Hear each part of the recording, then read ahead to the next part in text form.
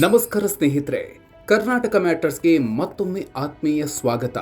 ಸ್ನೇಹಿತರೆ, ನೀವು ದಿನನಿತ್ಯ ಕುಡಿಯೋ 20 ರೂಪಾಯಿ ಟೀಯಿಂದ ಹಿಡಿದು ಸಾವಿರಾರು ರೂಪಾಯಿ ಶಾಪಿಂಗ್ಗೆ ಜೇಬಿನಿಂದ ಕ್ಯಾಶ್ ತೆಗೆಯದೆ QR ಕೋಡ್ ಸ್ಕ್ಯಾನ್ ಮಾಡಿ ಪೇಮೆಂಟ್ ಮಾಡ್ತಾ ಇದ್ದೀರಾ? ಒಂದು ವೇಳೆ ಇನ್ಮುಂದೆ ಈ ರೀತಿ ಸ್ಕ್ಯಾನ್ ಮಾಡಿದಾಗ ನಿಮ್ಮ ಅಕೌಂಟ್ನಿಂದ ಎಕ್ಸ್ಟ್ರಾ ಚಾರ್ಜ್ ಕಟ್ ಆಗುತ್ತೆ ಅಂದ್ರೆ ನೀವೇನ್ ಮಾಡ್ತೀರಾ? ಹೌದು, ಇಷ್ಟು ದಿನಗಳ ಕಾಲ ಭಾರತದಲ್ಲಿ ಸಂಪೂರ್ಣ ಉಚಿತವಾಗಿದ್ದ UPI ವಹಿವಾಟಿಗೆ ಸಂಬಂಧಿಸಿದಂತೆ ಕೇಂದ್ರ ಸರ್ಕಾರ ಲೋಕಸಭೆಯಲ್ಲಿ ಒಂದು ಮಹತ್ವದ ಬಿಲ್ ಪಾಸ್ ಮಾಡಿದೆ. ಈ ಬಿಲ್ ಪಾಸ್ ಆದ ಬೆನ್ನಲ್ಲೇ ಇನ್ಮುಂದೆ UPI ಉಚಿತವಾಗಿರೋದಿಲ್ಲ, ಗೂಗಲ್ ಪೇ, ಫೋನ್ ಪೇ ಮಾಡಿದ್ರೆ ಜನಸಾಮಾನ್ಯರ ಜೇಬಿಗೆ ಕತ್ತರಿ ಬೀಳುತ್ತೆ ಅನ್ನೋ ಸುದ್ದಿ ಕಾಡ್ಗಿಚ್ಚಿನಂತೆ ಹಬ್ಬಿದೆ. ಇದರ ಬೆನ್ನಲ್ಲೇ ವಿಪಕ್ಷಗಳು ಮತ್ತು ಕೇಂದ್ರ ಸರ್ಕಾರದ ನಡುವೆ ದೊಡ್ಡ ರಾಜಕೀಯ ಸಮರವೇ ಶುರುವಾಗಿದೆ. ಹಾಗಾದ್ರೆ ಲೋಕಸಭೆಯಲ್ಲಿ ಪಾಸ್ ಆದ ಆ ಬಿಲ್ ಏನು? ಏನಿದು MDR ಶುಲ್ಕ? ಫೋನ್ ಪೇ, ಗೂಗಲ್ ಪೇ ಬಳಸಿದ್ರೆ ನಿಜವಾಗ್ಲೂ ನಮ್ಮ ಅಕೌಂಟ್ನಿಂದ ದುಡ್ಡು ಕಟ್ ಆಗುತ್ತಾ? ನಿರ್ಮಲಾ ಸೀತಾರಾಮನ್ ಹೇಳಿದ್ದೇನು? ಬನ್ನಿ ಇವತ್ತಿನ ವಿಡಿಯೋದಲ್ಲಿ ಈ UPI ಕನ್ಫ್ಯೂಷನ್ ಬಗ್ಗೆ ಕ್ಲಿಯರ್ ಕಟ್ ಡೀಟೇಲ್ಸ್ ನೋಡೋಣ. ವಿಡಿಯೋ ಶುರು ಮಾಡೋದಕ್ಕೂ ಮೊದಲು ನೀವಿನ್ನೂ ನಮ್ಮ ಚಾನಲ್ಗೆ ಸಬ್ಸ್ಕ್ರೈಬ್ ಆಗಿಲ್ಲ ಅಂದ್ರೆ ಈಗಲೇ ಸಬ್ಸ್ಕ್ರೈಬ್ ಆಗಿ, ಹಾಗೆ ಪಕ್ಕದಲ್ಲೇ ಇರೋ ಬೆಲ್ ಐಕಾನ್ ಪ್ರೆಸ್ ಮಾಡಿ. UPI ಫ್ರೀ ಇಲ್ವಾ? ಲೋಕಸಭೆಯಲ್ಲಿ ಪಾಸ್ ಆದ ಬಿಲ್ ಏನು? ಸ್ನೇಹಿತರೆ, ಡಿಜಿಟಲ್ ಇಂಡಿಯಾವನ್ನು ಉತ್ತೇಜಿಸಲು 2020 ಜನವರಿಯಿಂದ ಭಾರತದಲ್ಲಿ UPI ಮತ್ತು ರೂಪೇ ಡೆಬಿಟ್ ಕಾರ್ಡ್ ವಹಿವಾಟುಗಳನ್ನು ಸಂಪೂರ್ಣವಾಗಿ ಉಚಿತ ಮಾಡಲಾಗಿತ್ತು. ಆದರೆ ಆಗಸ್ಟ್ 6ರಂದು ಕೇಂದ್ರ ಸರ್ಕಾರ ಲೋಕಸಭೆಯಲ್ಲಿ taxation and other loss bill 2026 pass ಮಾಡಿದೆ.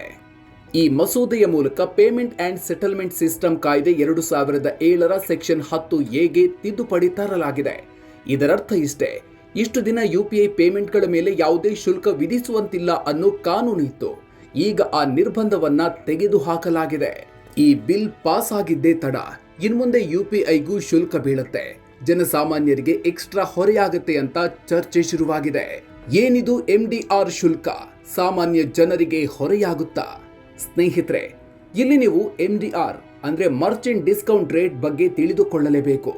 MDR ಅಂದ್ರೆ ನೀವು ಸ್ಕ್ಯಾನ್ ಮಾಡಿ ಪೇಮೆಂಟ್ ಮಾಡಿದಾಗ ಆ ವಹಿವಾಟನ್ನ ಯಶಸ್ವಿಯಾಗಿ ಮುಗಿಸಿಕೊಟ್ಟಿದ್ದಕ್ಕಾಗಿ ಬ್ಯಾಂಕ್ ಮತ್ತು ಪೇಮೆಂಟ್ ಆಪ್ಗಳಿಗೆ ವ್ಯಾಪಾರಿಗಳು ನೀಡುವ ಕಮಿಷನ್ ಹಣ. ಈ ಬಿಲ್ನ ಉದ್ದೇಶದ ಪ್ರಕಾರ ನೀವು ನಿಮ್ಮ ಸ್ನೇಹಿತರಿಗೆ, ಕುಟುಂಬದವರಿಗೆ ಹಣ ಕಳಿಸಿದ್ರೆ ಯಾವುದೇ ಚಾರ್ಜ್ ಇರೋದಿಲ್ಲ. ಬದಲಾಗಿ ವ್ಯಾಪಾರಿಗಳಿಗೆ ಅಂದ್ರೆ ಅಂಗಡಿಗಳ QR ಕೋಡ್ ಸ್ಕ್ಯಾನ್ ಮಾಡಿ 2,000 ರೂಪಾಯಿಗಿಂತ ಹೆಚ್ಚಿನ ಪೇಮೆಂಟ್ ಮಾಡಿದ್ರೆ ಮಾತ್ರ %0.25ರಿಂದ 0.5ರಷ್ಟು MDR ಶುಲ್ಕ ವಿಧಿಸುವ ಬಗ್ಗೆ ಚರ್ಚೆ ನಡೆಯುತ್ತಿದೆ. ಅದು ಕೂಡ ವಾರ್ಷಿಕ 1.5 ಕೋಟಿ ರೂಪಾಯಿಗೂ ಹೆಚ್ಚು ವಹಿವಾಟು ನಡೆಸುವ ದೊಡ್ಡ ವ್ಯಾಪಾರಿಗಳಿಗೆ ಮಾತ್ರ ಈ ಶುಲ್ಕ ವಿಧಿಸುವ ಸಾಧ್ಯತೆ ಇದೆ. ಅಂದ್ರೆ ನೀವು ತರಕಾರಿ, ಹಾಲು, ಕಿರಣಿ ಅಂಗಡಿ ಅಥವಾ ಆಟೋಗೆ ಕೊಡುವ ಸಣ್ಣ ಪುಟ್ಟ ಪೇಮೆಂಟ್ಗಳು ಮೊದಲಿನಂತೆಯೇ ಸಂಪೂರ್ಣ ಉಚಿತವಾಗಿ ಇರಲಿದೆ. ಸೀತಾರಾಮನ್ ವರ್ಸಸ್ ಜೈರಾಮ್ ರಮೇಶ್, ರಾಜಕೀಯ ಕಿಡಿ ಹೊತ್ತಿಸಿದ MDR ಶುಲ್ಕ. ಈ ಬಿಲ್ ಪಾಸ್ ಆಗ್ತಾ ಇದ್ದಂತೆ ಕಾಂಗ್ರೆಸ್ ನಾಯಕ ಜೈರಾಮ್ ರಮೇಶ್ ಅವರು ಎಕ್ಸ್ನಲ್ಲಿ ಕೇಂದ್ರದ ವಿರುದ್ಧ ಕಿಡಿಕಾರಿದ್ದಾರೆ. ಸರ್ಕಾರ UPI ಉಚಿತ ಎಂಬ ಗ್ಯಾರಂಟಿಯನ್ನ ಕಿತ್ತುಕೊಂಡಿದೆ. ವ್ಯಾಪಾರಿಗಳಿಗೆ ಚಾರ್ಜ್ ಬಿದ್ರೆ ಅವರು ಆ ಹೊರೆಯನ್ನ ವಸ್ತುಗಳ ಬೆಲೆ ಏರಿಸುವ ಮೂಲಕ ನೇರವಾಗಿ ಜನಸಾಮಾನ್ಯರ ಮೇಲೆಯೇ ಹಾಕ್ತಾರೆ. ಅಂತಿಮವಾಗಿ ಬಲಿಪಶು ಆಗೋದು ಜನಸಾಮಾನ್ಯರು ಅಂತ ಆರೋಪಿಸಿದ್ದಾರೆ. ಇದಕ್ಕೆ ತಕ್ಷಣವೇ ತಿರುಗೇಟು ಕೊಟ್ಟಿರೋ ಹಣಕಾಸು ಸಚಿವೆ ನಿರ್ಮಲಾ ಸೀತಾರಾಮನ್, ಸುಳ್ಳು ಸುದ್ದಿ ಹಬ್ಬಿಸಬೇಡಿ, MDR ಶುಲ್ಕ ಕೇವಲ ವ್ಯಾಪಾರಿಗಳಿಗೆ ಅನ್ವಯ ಆಗತ್ತೆ ಹೊರತು ಸಾಮಾನ್ಯ ಗ್ರಾಹಕರಿಗೆ ಅಲ್ಲ. ಈ ಶುಲ್ಕದಿಂದ ಬರುವ ಹಣವನ್ನ ಬ್ಯಾಂಕ್ ಮತ್ತು ಫಿನ್ಟೆಕ್ ಕಂಪನಿಗಳು ಸೈಬರ್ ಸೆಕ್ಯೂರಿಟಿ ಮತ್ತು ಮೂಲ ಸೌಕರ್ಯಕ್ಕೆ ಬಳಸ್ತವೆ. ಇದರಿಂದ ಗ್ರಾಹಕರಿಗೆ ಲಾಭ ಅಂತ ಸ್ಪಷ್ಟಪಡಿಸಿದ್ದಾರೆ. ಅಲ್ಲದೆ RBI ಗವರ್ನರ್ ಸಂಜಯ್ ಮಲ್ಹೋತ್ರಾ ಕೂಡ ಪ್ರತಿಕ್ರಿಯಿಸಿ, ಈ ಬಗ್ಗೆ ಇನ್ನೂ ಯಾವುದೇ ಅಂತಿಮ ನಿರ್ಧಾರ ಆಗಿಲ್ಲ, ಚಾರ್ಜ್ ಯಾರಿಗೆ ಬೀಳುತ್ತೆ ಅಂತ ಈಗಲೇ ಹೇಳೋಕೆ ಆಗಲ್ಲ ಅಂದಿದ್ದಾರೆ. ಆದ್ರೆ ನೆಟ್ಟಿಗರು ಮತ್ತು ಚಾರ್ಟೆಡ್ ಅಕೌಂಟೆಂಟ್ಗಳು ಮಾತ್ರ ಅಂಗಡಿಯವನಿಗೆ ಕಮಿಷನ್ ಕಟ್ ಆದ್ರೆ ಅವನು ಆ ನಷ್ಟವನ್ನ ಗ್ರಾಹಕರ ಬಿಲ್ನಲ್ಲೇ ಸೇರಿಸಿ ವಸೂಲಿ ಮಾಡ್ತಾನೆ. ಅಂತಿಮವಾಗಿ ದುಡ್ಡು ಕಟ್ಟೋದು ನಾವೇ ಅಂತ ವಾದಿಸ್ತಿದ್ದಾರೆ. ಯಾಕೆ ಈ ದಿಢೀರ್ ಬದಲಾವಣೆ? ಹೊಸ ರೂಲ್ಸ್ ತಂದಿದ್ಯಾಕೆ?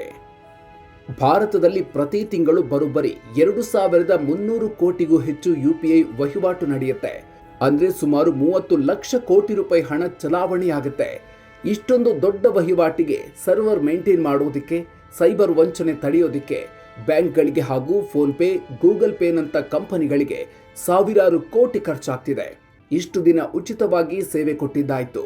ಈಗ ಈ ಸಿಸ್ಟಮ್ ಉಳಿಬೇಕಾದ್ರೆ ಒಂದಿಷ್ಟು ಆದಾಯ ಬೇಕು ಅನ್ನೋದು ಈ ಕಂಪನಿಗಳ ಬೇಡಿಕೆ. ಇನ್ನೊಂದೆಡೆ ಅಮೆರಿಕದ ವೀಸಾ ಮತ್ತು ಮಾಸ್ಟರ್ ಕಾರ್ಡ್ ಕಂಪನಿಗಳು ಭಾರತದ ಫ್ರೀ UPI ಬಗ್ಗೆ ಅಪಸ್ವರ ಎತ್ತಿದ್ವು. ಹೀಗಾಗಿ ಅಮೆರಿಕದ ಒತ್ತಡಕ್ಕೆ ಮಣಿದು UPIಗೆ ಶುಲ್ಕ ತರಲಾಗಿದೆ ಅನ್ನೋ ಮಾತುಗಳು ಕೇಳಿ ಬರ್ತಿವೆ.